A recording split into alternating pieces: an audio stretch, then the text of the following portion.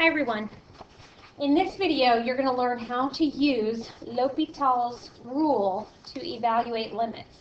And this can make evaluating some of the difficult limits a lot easier, but it involves finding derivatives, so that's why we're covering it now.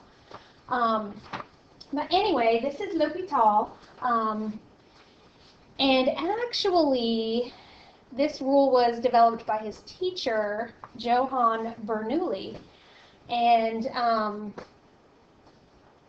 L'Hopital actually paid for private lessons with Bernoulli, but then he actually published the first calculus book based on those lessons. So, you know, he published the book before Bernoulli, so he got credit with this rule. But anyway, this is L'Hopital, and here is Bernoulli.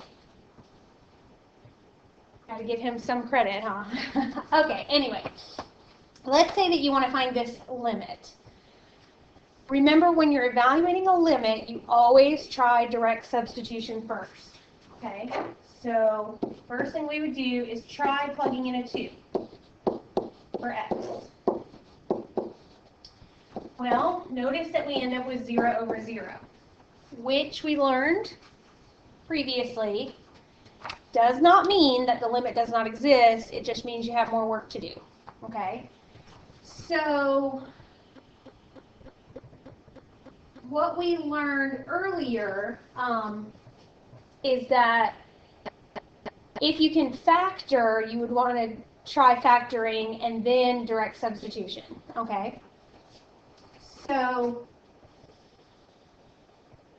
we could evaluate the limit like this. We could factor the numerator, because x squared minus 4 is the difference of squares.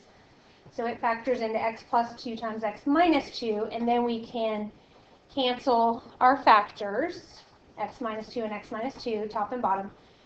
And then we get the limit as x approaches 2 of x plus 2, so then we can plug in a 2 for x, and we get 4. Okay, so this is how you learn to evaluate this limit back in our unit on limits and continuity. Okay, but I want to show you a different approach now. And that's using L'Hopital's rule, okay? Now, even when you use this rule, though, you always want to start with direct substitution, okay? You always want to show that you get what we call an indeterminate form, like 0 divided by 0, because you can only use L'Hopital's rule if you get an indeterminate form. So then what you do is you find the derivative of the numerator. So the derivative of x squared minus 4 is 2x over, you find the derivative of the denominator, derivative of x minus 2 is 1, and then you try direct substitution. So this just becomes the limit as x approaches 2 of 2x, which equals 2 times 2, which equals 4. So here we get the same answer using L'Hopital's rule. Okay, so here is the rule. Definitely write this down in your notes. So it says, if the limit as x approaches a of f of x divided by g of x is indeterminate, like 0 over 0, then that limit is equal to the limit as x approaches a of f prime of x over g prime of x. One thing I do want to emphasize is that you're not using quotient rule, okay? You're just finding the derivative of the numerator, find the derivative of the denominator, and then try direct substitution again. All right, let's look at this example. So, we have the limit as x approaches 0 of 1 minus cosine x over x plus x squared. So remember, try direct substitution first, okay? If I do, I get 1 minus cosine of 0 over 0 plus 0 squared. Now, you do have to think back to your unit circle. Cosine of 0. Remember, 0 is right here. That ordered pair is 1, 0. And cosine is your x coordinate. So we get 1 minus 1 over 0, 0 over 0. Okay, so as soon as you notice, oh, I got an indeterminate form, then you can think, oh, I can use L'Hopital's rule. Okay, so we're going to find the derivative of the numerator. Derivative of 1 is 0, minus derivative of cosine of x is negative sine of x, over derivative of x is 1 plus derivative of x squared is 2x. So this is going to simplify to sine of x over 1 plus 2x. Okay, let's try direct substitution. So we'll get sine of 0 over 1 plus 2 times 0. All right, go back to your unit circle. Sine of 0 is 0. And 1 plus 2 times 0 is 1. Now, 0 over 1 is not indeterminate. 0 divided by any number equals 0. Okay, so we are able to evaluate that limit. Okay, now one thing I want to point out, if it is no longer indeterminate, then stop. You have your answer. Okay, you don't want to keep going. This is basically what would happen if you kept going. You would end up getting 1/2, and that is not the correct answer. Okay? All right, on the other hand, you can apply L'Hopital's rule as many times as necessary, as long as the fraction is still indeterminate. So sometimes after you find the first derivative and you use direct substitution, you're going to still get an indeterminate form. So then you just want to do it again, okay? Find the second derivative. Let me show you on this one. Now remember though, you always have to try direct substitution first. So if I plug in a 0 for x,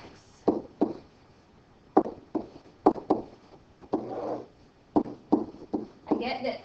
Okay, now 1 plus 0 is 1, square root of 1 is 1. 1 minus 1 is 0. Minus 0 over 2 is 0. So we get 0 in our numerator, and of course 0 squared is 0. All right, indeterminate form, that tells you you can use L'Hopital's rule, okay?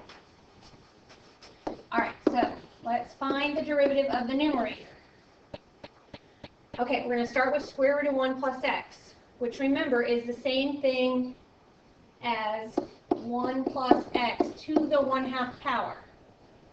So we're going to use chain rule there. We're going to bring the 1/2 down, keep the inside the same, subtract 1 from your exponent, times the derivative of the inside, which is 1. Okay, minus derivative of 1 is 0. Minus, okay, derivative of x over 2. Think of that as 1/2 x. So that derivative is just 1/2. All over derivative of x squared is 2x. Okay. Try direct substitution. So if I plug in a 0 for x, I get 1/2 times 1 plus 0 to the negative 1/2 minus 1/2, because I can drop the minus 0, all over 2 times 0. Okay, now 1 plus 0 is 1. 1 to the negative 1/2 is 1. Okay? 1 to any power is 1. 1 times 1/2 is 1/2, but then 1/2 minus 1/2 is 0, and of course 2 times 0 is 0. We still have indeterminate form, so we need to find our derivative again. Okay? Alright. I'm going to start with the 1/2 times 1 plus x to the negative 1/2. And again, I'm going to use chain rule. I'm going to bring the negative 1/2 down in front and multiply it by the positive 1/2 and get negative 1/4 times 1 plus x. I'm going to subtract 1 from my exponent, but I'm going to make that 2 over 2, so I'm going to get negative 3 over 2.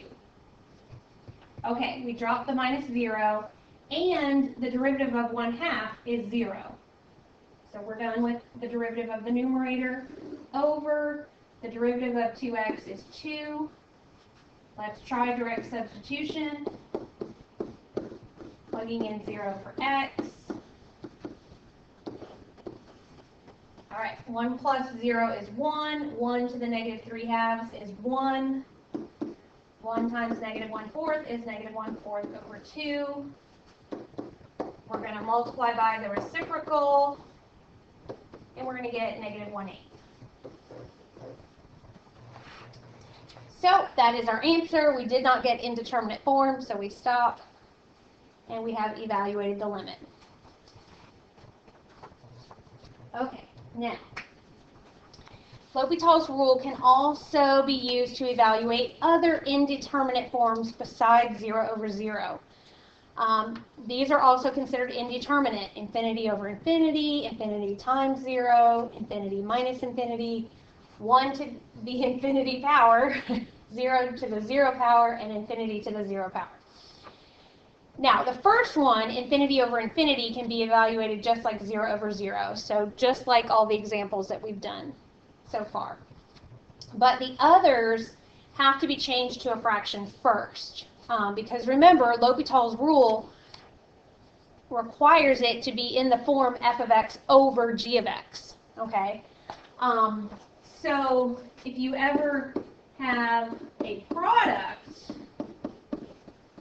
where you're multiplying two functions, what you can do is change that. So for instance, f of x times g of x would be equal to f of x divided by 1 over g of x, because you're basically dividing by the reciprocal, okay? And that is also equal to g of x over, or divided by 1 over f of x, okay? So basically we're going to use these rules to change it to a fraction. Let me show you an example. Here we're evaluating the limit as x approaches infinity,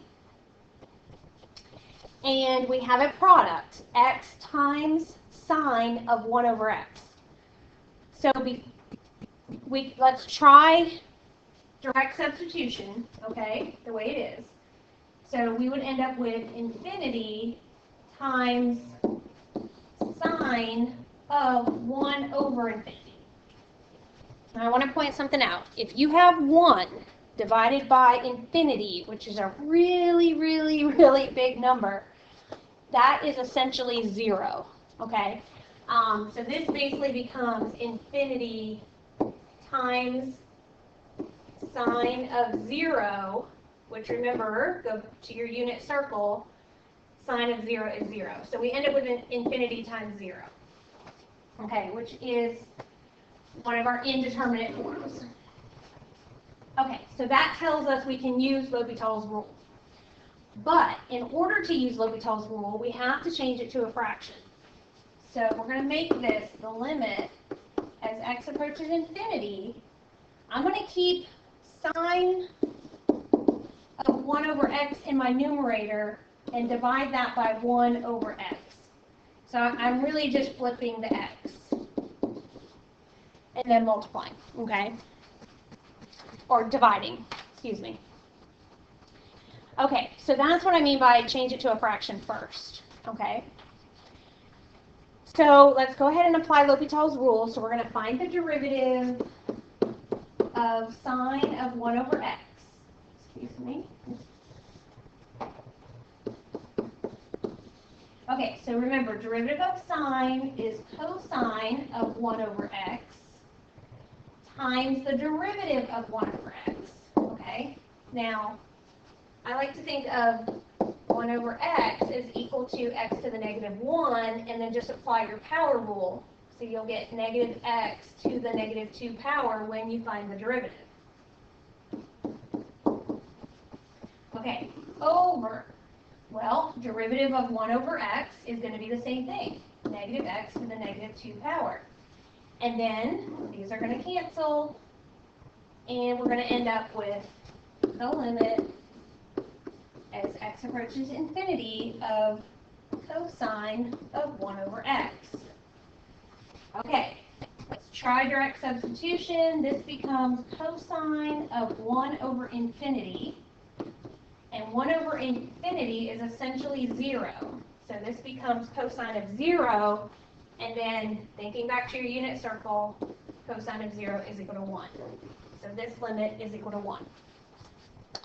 But again, like, it would be really difficult to approach it any other way. So L'Hopital's rule is really helpful for some of these complicated limit problems. And you can definitely expect some of these on the AP exam. So, alrighty, we will definitely practice this in class, and I will see you then. Have a good night.